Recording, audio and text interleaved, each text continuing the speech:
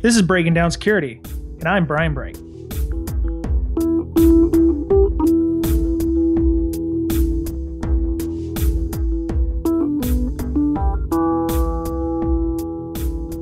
Hello, listener. Welcome back. It is Brian and Mr. Betcher for Breaking Down Security. What's up, man? Ain't not much. For you listening to the podcast, please do not adjust your podcast. You are listening to Breaking Down Security, but our guest this week is somebody you may have heard on another podcast. And no, we didn't bring Jerry and the other guy back on. We are happy to have Martin Fisher on this week to welcome him to the podcast. Hey, Brian, longtime listener, first-time caller. I believe the first-time caller Pitt, but not the long-time listener.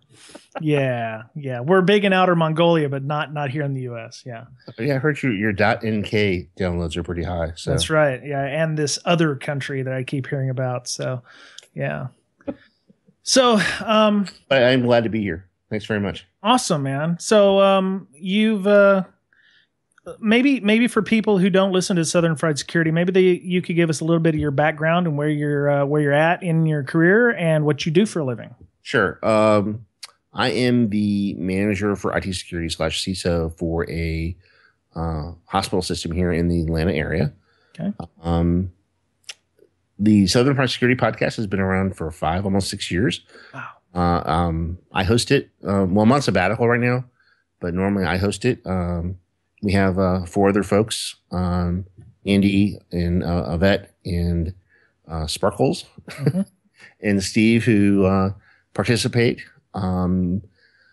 It's your typical infosec podcast. Our deal when we started it was we did not want to do a technical podcast because people like Paul were doing that at the time, and none of us were overly technical. Instead, we felt there wasn't a lot of conversations headed toward security leaders and security managers. And what we wanted to do is talk about security from a leadership and management perspective to give listeners not just what we felt was happening in the community, but actionable things they could do as a leader, as a manager, running a program, and calling out smoke and mirrors when it was smoke and mirrors, or calling out BS when we felt it, but also I think picking out sometimes that diamond in the rough, going, this is something you, Mr. CISO, want to be. Here's something you need to pay attention to, because this is genuinely important, and it's been a lot of fun to do. It's been a lot of fun to do. Awesome. So for the reason we had you on, by the way, if you're listening to our podcast, when you get done, go download Southern Fried Security. I've listened to all of them. It's kind of a thing I do. It's the OCD in me. Episode 1 all the way up to the latest version. I do that.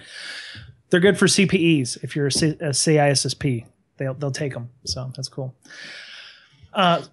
So what we wanted to have you on this week for is to discuss the differences and the versus security influence versus security mandate. This was something me and Mr. Betcher had thought up about a couple of weeks ago, and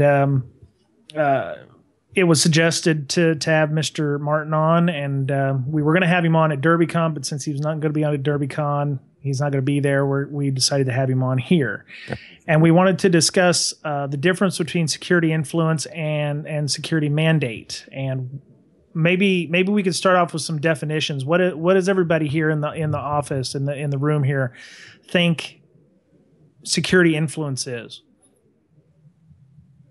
I think for me, it's getting folks to do the right thing because of the relationships they have, versus policy 64-3 says I must. Okay, so that's the mandate portion. It's, I'm being told to do it versus the influence is I'm doing it because it's the right thing to do. Mandate is I'm doing it because the policy says I have to. Okay. I think if you're looking at it from the recipient perspective, you and I were talking a little, in the past around, we as security folks hate compliance people who tell us that we have to do things a certain way, to be PCI compliant, even though those things make absolutely no sense sometimes. To the eyes of people in the business, a lot of things that we tell them they have to do around two-factor auth or full disk encryption that we know are the right thing to do, they object to it because it gets in the way of sometimes of them doing business, and they don't understand the why of it. Now, if you're influencing folks, you're explaining, hey, I totally get why this is a problem for you. Let's work together to minimize that impact. They also educating them to understand this is why the mandate's there. This is why the rule is there, and why that rule is aligned at the end of the day with what everyone in the organization wants to accomplish. Okay. Once people get that, you're much more of an influencer versus the infosec cop. Yeah. Right. And, to me, the security influence is, being respected throughout the organization for what you offer, right? As opposed to, what you're force feeding everyone in the organization. So you bring a right? body People of knowledge. come to you and respect you because you're on the same team. Yep. And to me, a lot of times it breaks down to just how people feel about information security in an organization. In a large enough organization that would have a help desk, if someone's willing to call information security or create a ticket for InfoSec because they made a mistake, right? Which is potentially even admitting a policy violation, but they're willing to do it. That means you've achieved security influence. Nice. If they broke the policy, they knew they broke the policy, and they're terrified that all you're going to do is come down there and fire them for it. Screw you, dude. They're never going to call. Yeah. And that is therein lies the difference. Yeah. So, Martin, how do you achieve that, though? It's all about relationships. It's about people feeling that information security not only understands their issues and their concerns, but is willing to be part of their solution. If information security is seen as simply the Department of No, or is seen as simply those folks who wear black, who work in the sub-basement and only ever come out to take people's badge away and escort them off the property, it doesn't work. The way you gain influence as a security professional is, one, understand that only for a very small fraction of us in the community is the business of our business security. The business of my business is healing people, right? Sure. The business of the folks who I know in Atlanta, we're big in credit card processing, is to ensure financial transactions go as fast as they can through the environment. And once you understand that, and then the folks that you're working with understand that you get that the job of the company is the right job, they're going to be much more willing to consider you part of the team. And they're going to be much more willing to open up and see what you're willing to do to help. That takes time. It does not happen overnight. If you're a CISO, if you're a security manager, you're going to spend 6 months, 12 months, 18 months rounding. That's a medical term. You're going to be deliberately visiting peers throughout the organization simply to create the relationship with those managers and those directors and those folks, not just in other places of IT, but out in the lines of business, so that they know who you are, they trust you, and they understand that you're there to help them and simply not beat them with the security stick. Well, that's hard, Martin, because I would say probably the majority of security people coming from IT and the way that people, I guess, their personalities are in this business is introverted. And it's hard to go out there for them and, make these relationships, right? Because they are by nature introverted. So they, it's difficult to step out of that shell. I mean, how do we do that? Do we just bite the bullet, crap our pants, and jump in? I mean, what? All right. So let me answer it this way. I believe that the most effective thing a security professional or security leader can do is create these relationships. If you as a professional, we should all want to be as effective as we can in our given vocation. Sometimes that means doing hard things. I'm actually not an extrovert. I forced myself to do it. And I've learned ways of engaging people and introducing myself to people. And I've, created the podcast was part of it.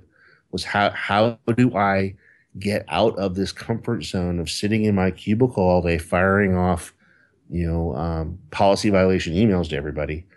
No, I'm going to get up and I'm going to go out and I'm going to talk to people, right? I'm going to go out and visit people.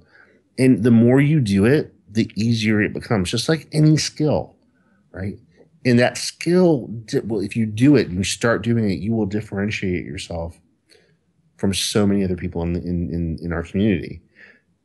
And you will be seen as someone different, someone more effective. And your job, in a very odd way, by learning that hard skill, will become easier.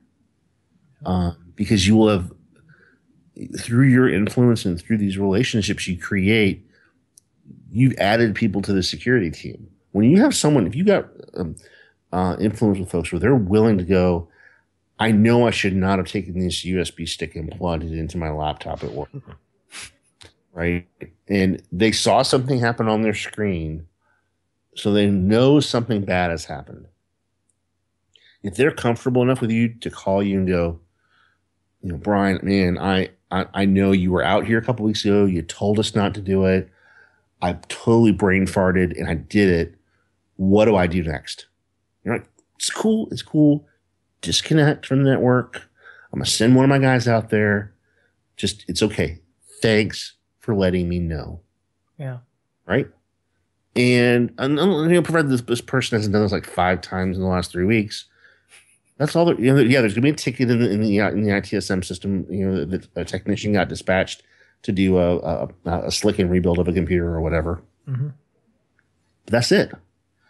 We're not going to bring the full power of God down on them for the policy violation. They know they broke the policy, and the fact that you're willing to go, thanks for letting me know. I will help you fix this, and we won't talk about it again.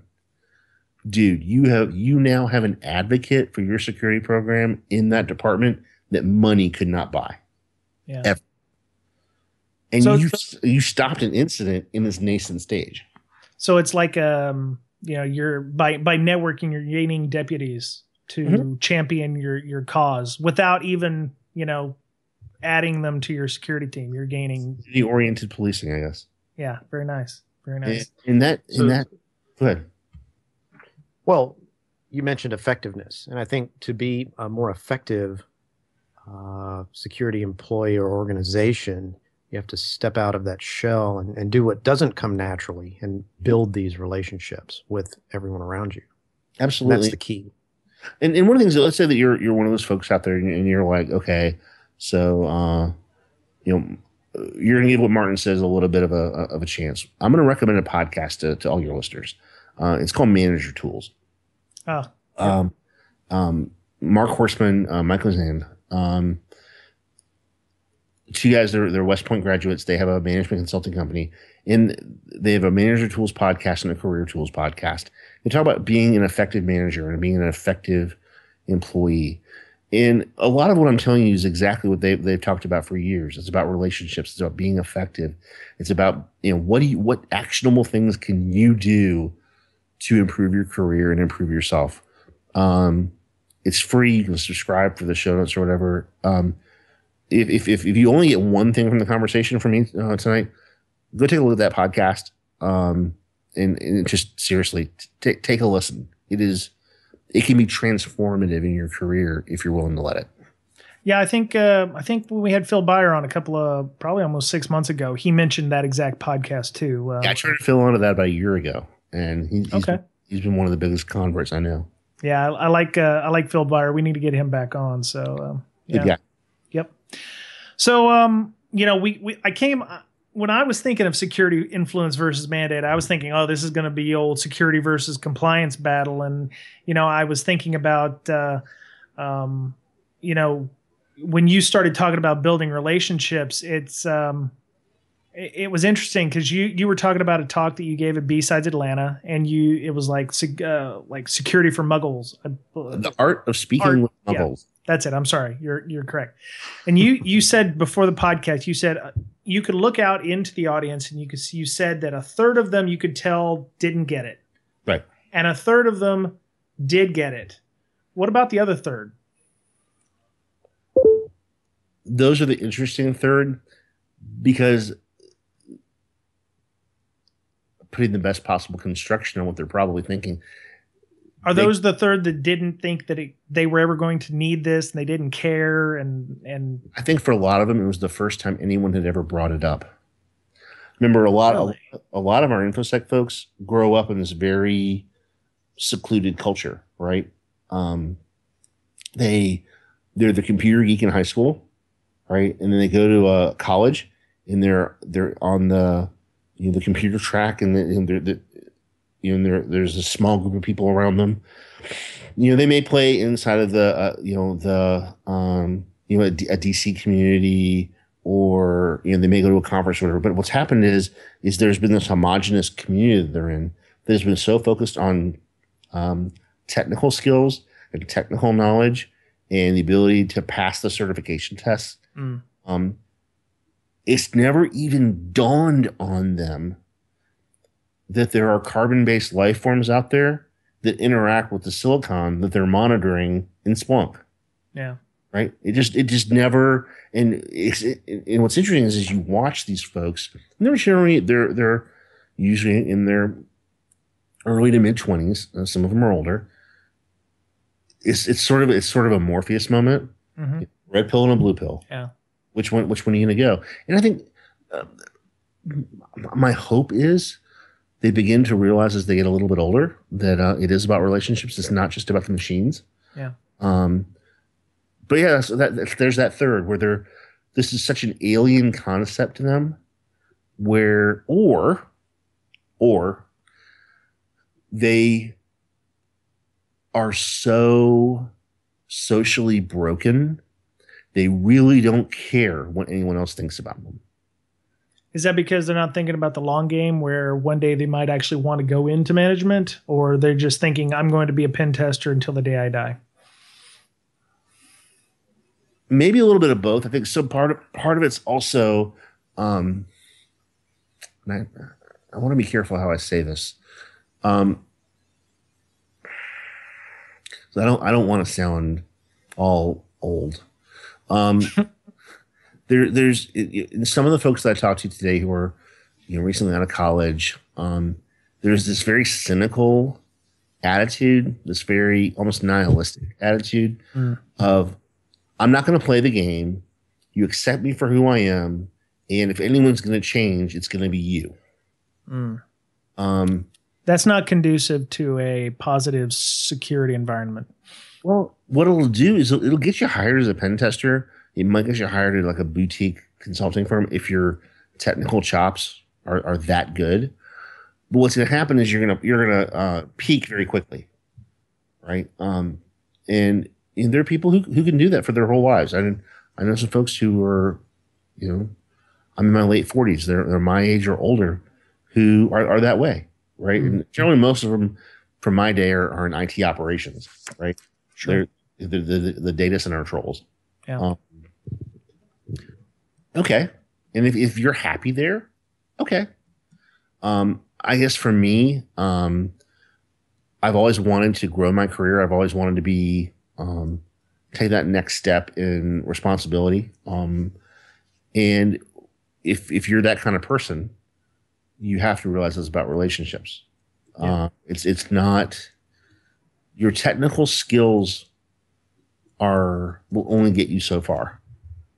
And that is an ugly truth that a lot of young folks perhaps don't like. The other one is say, hey, I don't want to play the game.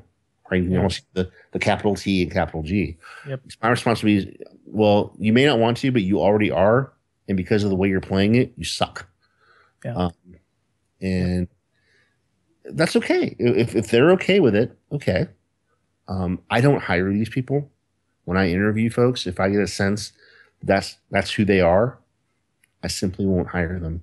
Yeah. My philosophy in hiring is if you lack some knowledge or you lack a technical skill, I can get you education, I can get you training. But as we say here in the South, if your mama didn't raise you right, I don't have the time, inclination, or energy to fix you. Understood. Understood. It's amazing. 2/3 of the folks I interview, seriously, their mama did not raise them right. Yeah. And one guy actually got really mad because he had a great technical resume. And I acknowledge that. But dude, not going to turn you loose in my group. Yeah. Because you'll destroy You it. do the behavioral interviews and that frustrates them? Very much so. Really? Mm-hmm. I'm sorry, behavioral interviews? What, do you ask them like questions? Do you try to blatant get them mad or something? No, behavioral interviews. So Brian, tell me about a time when you were a sysadmin that systems crashed and the customers were really angry. Tell me what happened and what you did. Okay. So scenario-based questions. Right. And not if this happened, what would you do? What would you? Yeah. Never ask that. Yeah. They will lie. But tell me about an experience in your life, and then tell me what happened. And then you probe into it, right? Interviews for me take a long time, especially if I'm hiring a direct report. These people are looking at 4 to 12 hours worth of interview. Holy cow! Because and this is sort of one of the things from manager tools. The number one most important job a manager does is hire people. The number 2 most important job is retain the right people. Yeah. If you ever have been a manager and you've done a bad hire, it is quite possibly the most painful mistake a manager can make. Because unhiring someone is hard. Yeah. And then it looks bad on you because you've had to unhire somebody you've hired. Right. And expensive. It's very expensive. So I focus very hard on hiring. I make sure we do it right. And when I joined the hospital, I was the first infosec person they ever hired. Infosec was a distributed activity throughout various groups in IT. And I was brought in to build a department. So we hire a very specific kind of person. I hire nice people. When you walk into my area, people laugh. I mean, we have a fun group of people. Yeah, we do a lot of hard work. Yeah. But everyone who works for me, my group, their mama raised them right. They're polite. They have good personal hygiene. That's every day is not a DEF CON for you. Every day is not, or there's a hope. Yeah. Fantastic.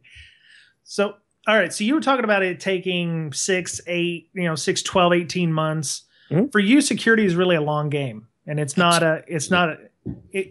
something that can be done overnight by anybody. Because peddling of trust is creating influence, and you got to build all that. It takes time. This is about relationship. So there's 3 different kinds of power in an organization, right? There's role power. I'm a manager, therefore I have a certain amount of power in the organization.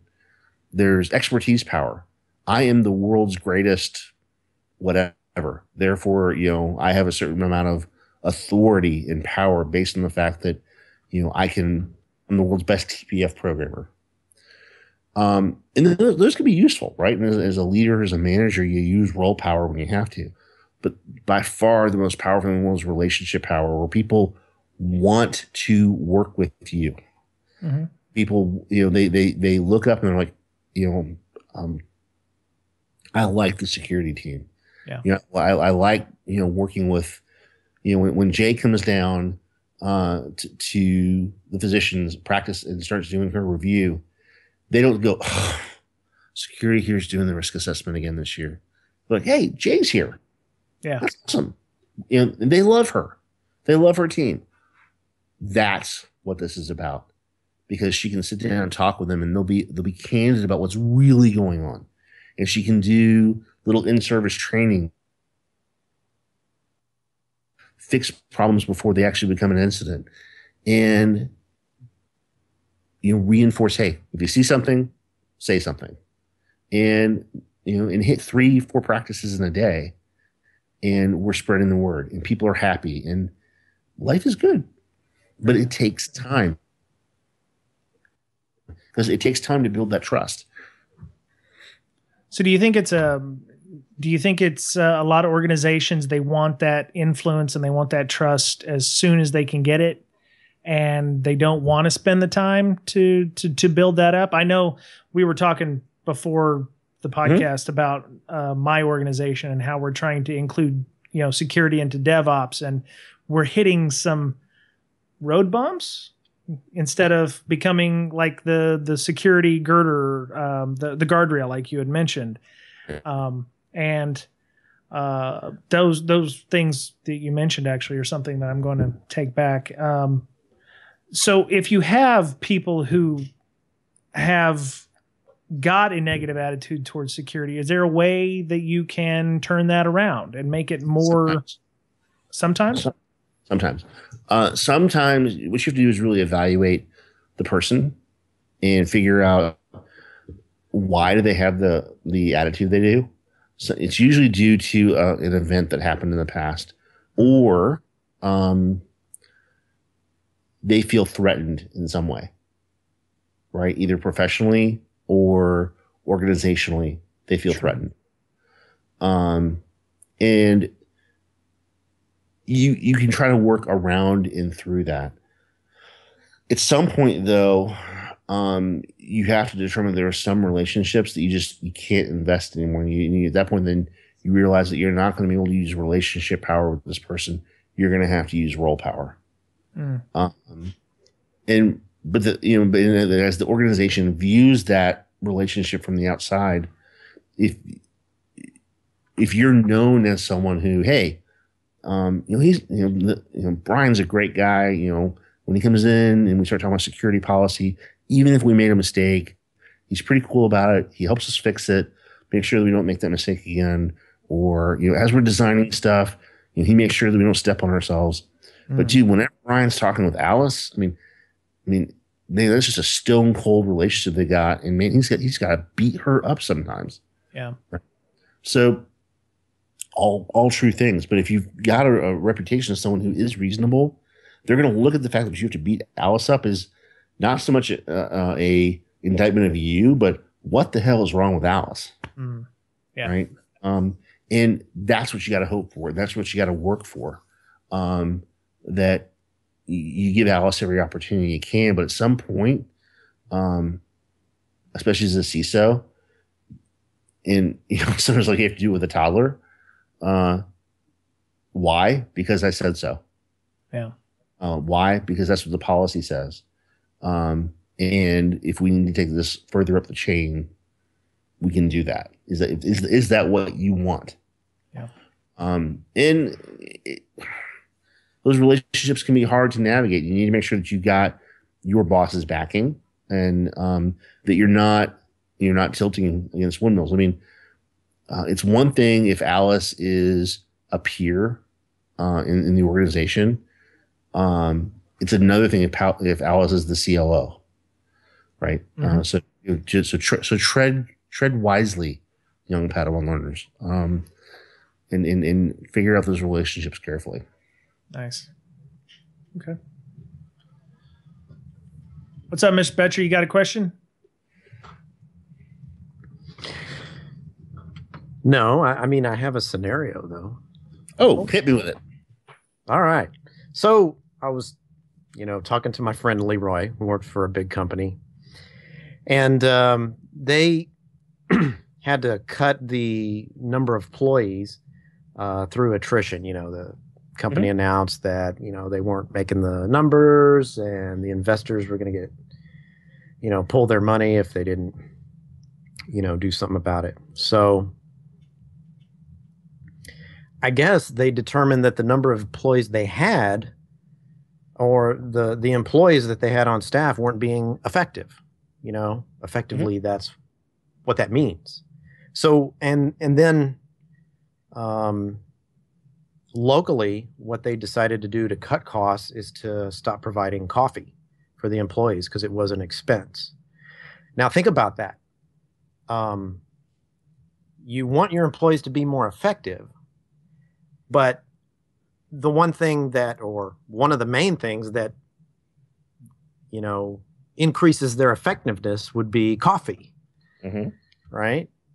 So my point is that typically these soft costs aren't, taken into account, and that there's these unintended consequences to management's actions.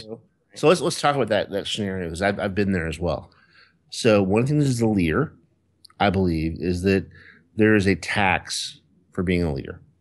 There is a financial cost that I accept for being a leader. And in an organization where I was at that did the same thing, that axed coffee, I went out and I bought a Keurig machine, and I went on Amazon and bought the 96 compartmentalized variety pack of K-Cups and put it in our conference room and said, all right, security team, here's the coffee. And yeah, it cost me a couple $100 the first time around, and I think $68.50 every time I refilled it.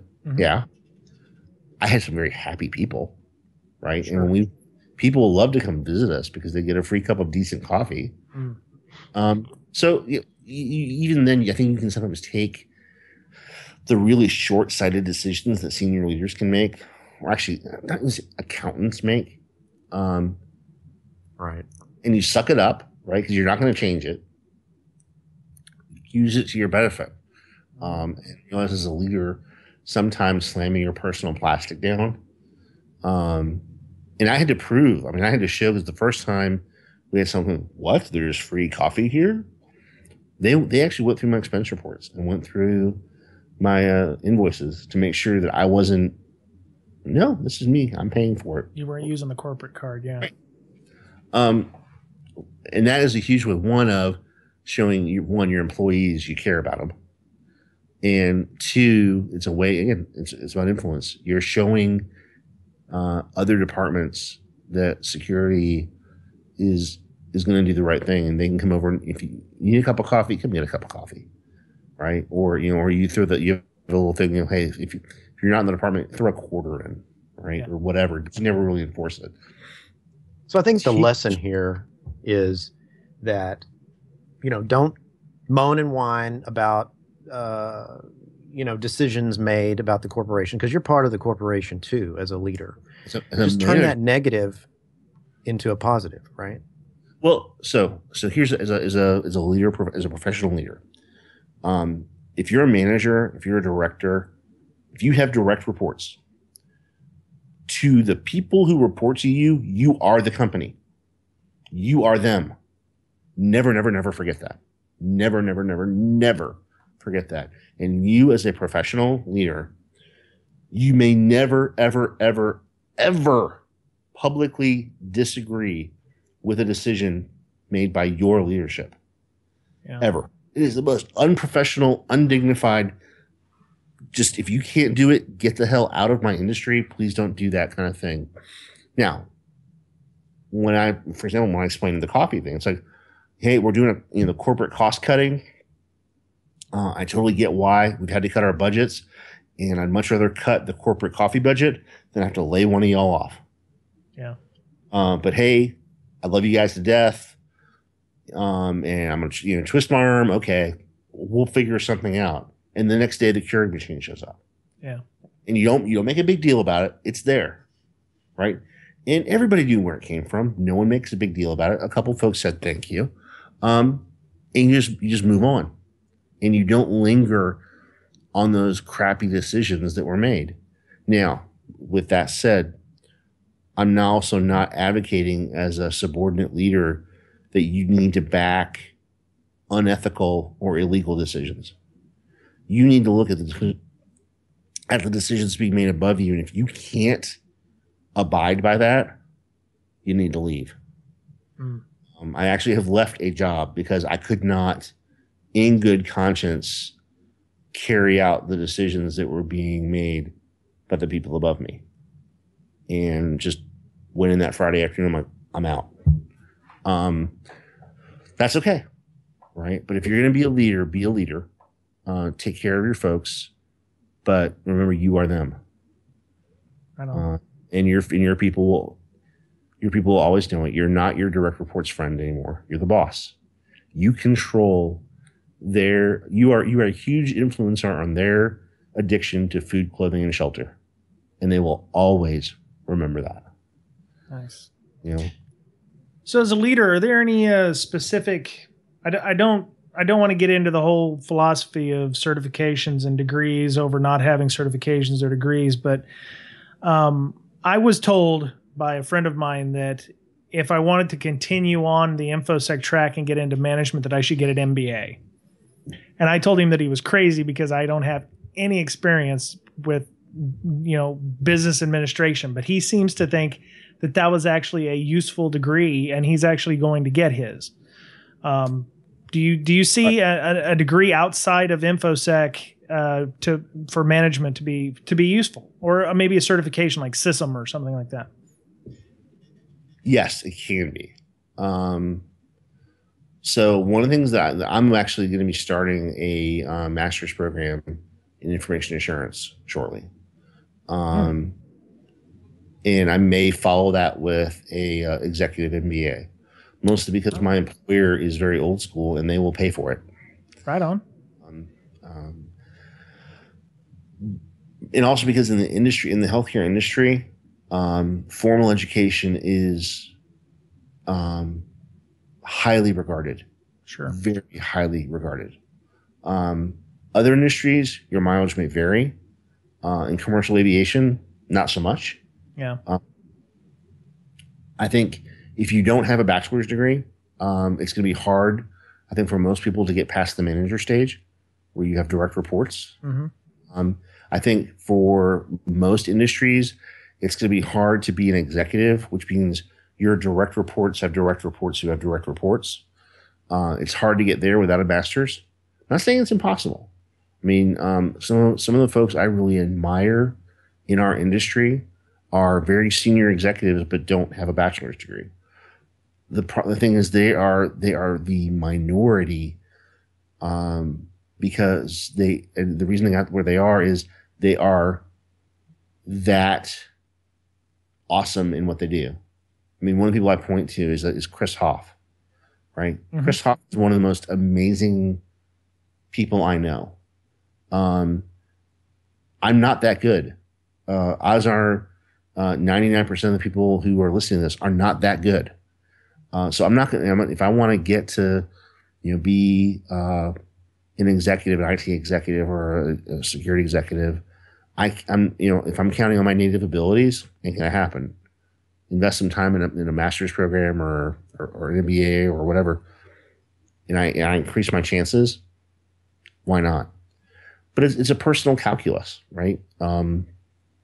And there's no one right decision for everybody. And it's also one of the things that, and I want to make sure we say this, that the leadership track's not for everybody. One of the things that I think is, as I mentor my direct reports, is some folks, when they're working for me and they may have direct reports for a while, or we're trying them out in that role, and they discover they don't want direct reports. They don't like being a manager. And one guy in particular thought he had failed. I'm like, dude, no. You just figured out what you don't want to do, and you didn't crash and burn doing it. Yeah. That's a huge, huge win. He got to figure out he wanted to be he was much more suited to architecture and being that uber engineer, problem, solver, designer person than a manager. That's awesome, right? Not everybody can be a CISO. So we need people who want to come in and be that Uber engineer. We need people who want to do ops. Yeah. We need people who they come in and they make the donuts. Yeah. We need those people. And I think there's this false sense of, if I'm not going to be a CISO, is this all worth it? Well, one, if your whole life is geared toward what job title you have, you're doing it wrong, right? That's a different podcast. But you got to find your happy spot. I mean, Jack Daniels talked, a couple times on burnout. I think a lot of times people burn out because the job they're seeking is not the one they should be seeking. Yeah. I've met people who were, they're great business analysts, right? And they're project managers, and they're trying to be technical. Yeah. Do you think that people try to get? Do you think they try to get certifications and degrees because they want to try to build that influence, and by having that certification, they automatically have influence? Some do. I think the day and age of that is rapidly coming to a close, if it ever actually existed. So when I'm hiring people and I look at someone who is relatively new to the industry and they've gone out and they've done their, A+ certification, and they to me it demonstrates, or they're an IT guy or IT gal who's gone out and done security stuff, done security plus, even though they're not currently in a security role. To me, that's a demonstration of their desire to do it, and they get bonus points in the process. Now, does the fact that you've got a security certification, if it's a CISSP, whatever it is, does that mean you can actually do anything? Well, other than it proves that you can pass a test, not really. But it gives you a chance for me to say there's a basic level of knowledge that you should have, and I'm going to probe on it. I mean, you have no idea the number of people who are CISSPs who, I swear to God, my son and daughter know more about information security than they do. Yeah. Frightening how bad some of it is. But, I think when you're looking at folks who are trying to get into a larger organization, if you're trying to get into a Fortune 500, the certifications do help. They help get you to the point where someone's going to look at the resume, right? Get your foot in the door. Yeah, or get past the HR guy. Yeah. Or the talent acquisition people, they're screening first, right? Yep. If they see CISSP or they see any, certified ethical hacker, which is one of the most useless certs in the world, but there you have it. All right, I'll put that in the pile for the manager to look at. Yeah. Okay. If that's what you're expecting from that certification, you're thinking about it well. If you think that being a certified ethical hacker gives you magical skills to come into my environment and tell me all the things that are wrong, within the first 30 days of you being here, no, not so much. But it does show, even though, you did knock CEH, and I don't have one, so I don't have any skin in the game, but it does show that you did set a goal and accomplish that goal. You studied, you got the certification, you did something, right? I totally agree. I'm not saying don't get certs. I'm saying is if you're going out for certs, be realistic about what that means to you. Now, there are also some folks I know who love doing the certifications because for them, it's sort of like playing Pokemon. They just got to get them all, right? And they want certs simply because personally they want it. Yeah. Okay, awesome. Right. I have no idea what, there's a friend of mine. I have no idea what she's going to do with that CISA, but she has it. And she enjoyed studying for it and taking the test. And I have no idea. My brain doesn't work like that. I cannot remotely understand where the pleasure center gets, activated from that. But for her, it does. Yay. Good for you. Just too many folks, I think, this is usually on the CISSP, just somehow assume that having their CISSP makes them an information security professional. Yeah, those CISSP people suck, right, Mr. Betcher? They suck. Well, it's in the name, professional. Yeah. Now, I love me some ISC squared people. I mean, Jennifer Manella is one of the people I just admire tremendously. She's good people. She's incredibly good people. And I think ISC squared over the last 3 or 4 years has, since there's sort of that insurgent campaign to get real information security professionals on the board, has started making some changes. But they have a long way to go. And let's face it, there's some douche canoe people who have low number CISSP license numbers, and they feel that makes them special. And what's unfortunate is because the U.S. government has officially blessed the CISSP, it's given it a cachet that is, if the government wants it, it must be good enough for everybody. So everyone wants one. There aren't enough out there, which has made the CISSP mills, the boot camp, whatever you want to call it, they're springing up everywhere. Yeah. And the people who get through them, they learn how to take a test. Well, to be fair, I started when I moved to Austin. My first job was with a defense contractor, and it was either get a CISP or 8570 IAM. And I was like, CISP probably going to open more doors for me. So I got the CISP. I actually went to a boot camp in Dallas, passed the test first time, and got it. And I was trying to, one of the things was, and I get that hate, and I can't call it anything other than hate, but you see it on Twitter every once in a while. It's like people like, people with certifications suck, whatever. And I was like, it's not enough just to get it. Then you have to prove that you actually earned, you take the cert and go with it. You don't just rest on your laurels when you get it. So here's where the hate comes from. When you have someone who has their own, they went to Moo and got their own personal business card, and it's, John A. Smith, CISSP, is the way their business card versus, just John Smith. And then if you go to their LinkedIn profile, they have a CISSP. That's the difference between the two. It's people who think CISSP it's like PhD or whatever. Yeah. Right. Yeah. And I'm not a big fan of post-nominals.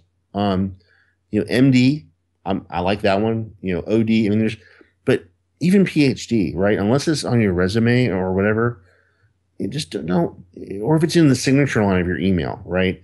How many of us have seen the signature lines where it's John Smith, CISSP, CISA, CISM, CEH, da, da, da. And I'm like, really?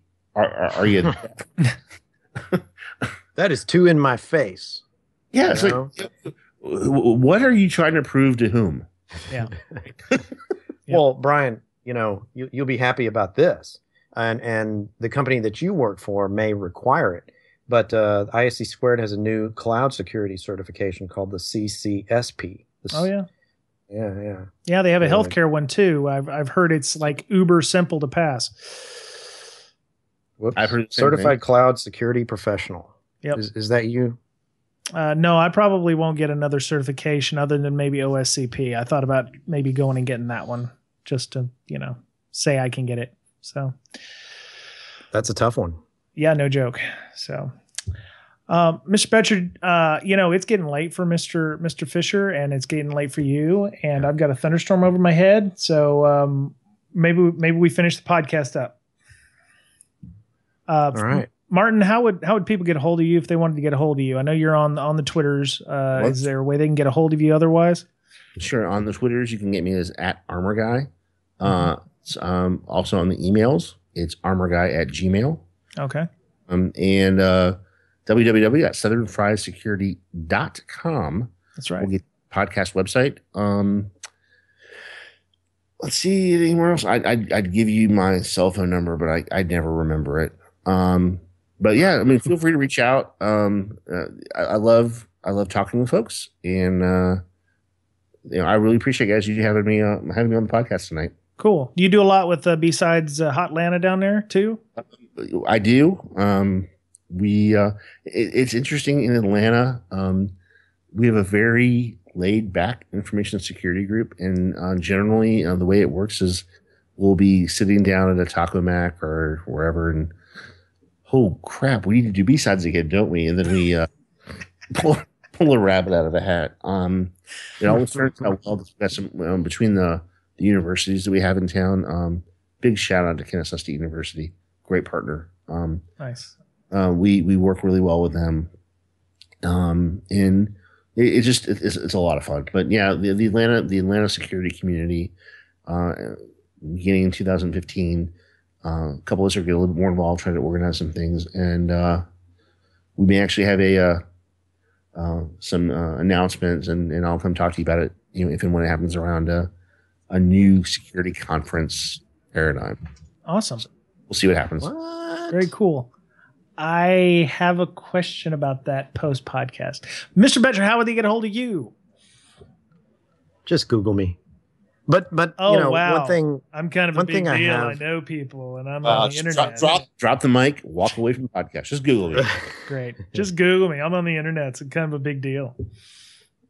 One thing that that I took away from Martin, and thanks very much for coming on. Yeah. That was awesome. Yeah, it was. If you want to go further in your career, it would behoove you to break out of your shell. If you are an introvert, it really opens some doors. Yep. Even if it makes you sweat in weird places, and you get nervous and stuff. Yeah. Because I'm sweating in weird places, but that's because Martin's on. I've told Martin that he was a lot of the inspiration for the podcast that we do today, and so it was really awesome having you on, Martin. I appreciate it. Great to be here. Thanks, guys. And Mr. Betcher can be found at BetcherPwned on Twitter. He can be also got at the official Breaking Down Security podcast email, bds.podcast@gmail.com. We're on LinkedIn. We have a Facebook page. We have a Tumblr. You can get us at BreakSec on Twitter, and I'm at Brian Break. And we have a Patreon.